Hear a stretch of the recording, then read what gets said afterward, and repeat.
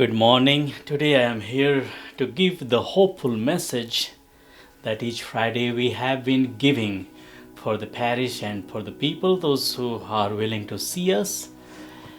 And again, I have been given this opportunity to give the hopeful message during this time.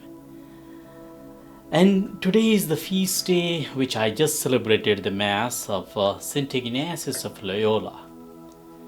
And certainly it would be not appropriate if I will not speak today about him.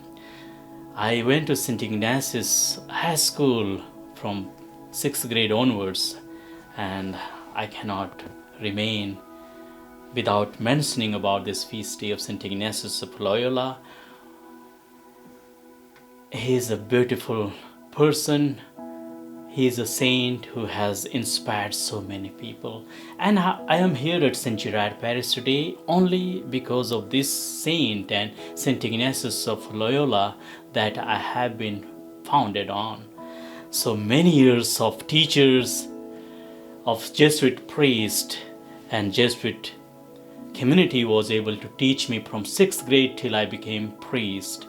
And I am here at St. Gerard because of the Jesuits foundation, what they founded on me.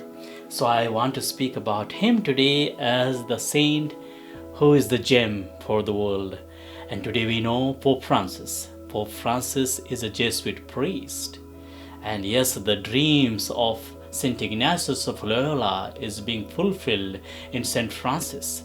That is the first Pope as a Jesuit priest who is running at present the whole world, all over. And it is the fruit of the mission what St. Ignatius of Loyola was dreaming. So in America, yes, certainly I came to know about there are so many big institutions like Boston University, San Francisco University, Georgetown University, Milwaukee University, Chicago Loyola University, and Fordham University. There are so many universities and so many Jesuit priests and brothers were able to work here, and they evangelize the people. They are the people who are good in education. There are people who are taking care of the young people, and there are many ways that they are evangelizing. It is St. Francis, it is St. Ignatius of Loyola, and St. Francis was also his friend. He went to India, and St. Francis Xavier was able to evangelize as a Jesuit priest in our place, and I am the product of that. And yes, slowly they were able to go to the northern part of India, and so many places they were the missionaries to evangelize.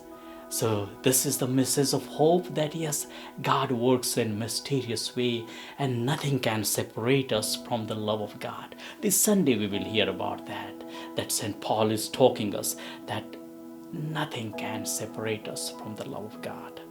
So when we are in this time of pandemic, when we are in the confinement, when we have so many questions. Recently I was in emergency for some regions and at a Sparrow hospital, and I could see there are so many people coming to the hospital, but they have always their hope of surviving, hope of becoming a new person, hope of going through the treatment and they will be healed, and that is their hope. That is what I was able to find out. So these saints are gem in the church. Always they give us the hope. Each and every day there are saints are inspiring us during this time of trial and pandemic. They have also their times of pandemic and trial, like during the time of St. Ignatius of Loyola, there was a pandemic in Spain, and yes, he also went through tough time, but he trusted in God. He trusted when he was being wounded on his leg, and that brought transformation in his life, that he will work for the zeal and enthusiasm of God. And see, today we have the Pope Francis as a result. So certainly it takes time. But as again, today's this Sunday, coming Sunday, is a beautiful message that St. Paul is talking to the Romans. During this time of depression, during this time of pandemic, Again, we have that hope. Paul spells out the kinds of things that cannot separate us from the love of Christ. They are the sort of things that happened and still happens today. Shall tribulation or distress or persecution or famine or nakedness or peril and sword. But the reason Paul chose to mention so many terrible things is to make sure that we know he is not saying, well, there are some things so horrible that they really could separate us from the love of Christ. But he says us, nothing can separate us from the love of God. Romans 8 verse 35. Thank you very much. May God bless you. Amen.